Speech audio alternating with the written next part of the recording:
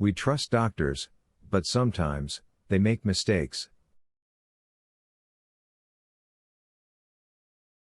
Surgical doctors have removed the wrong kidney.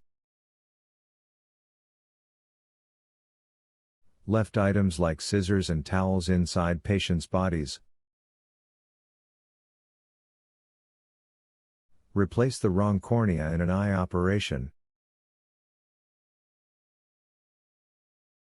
Remove the wrong part of a seizure-causing brain.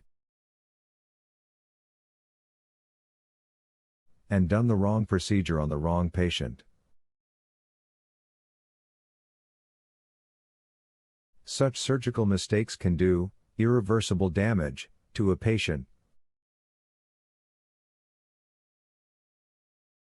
Nicolas had a serious disease in his left arm. To save his life, the doctor needed to remove it. However, the doctor removed the right arm instead.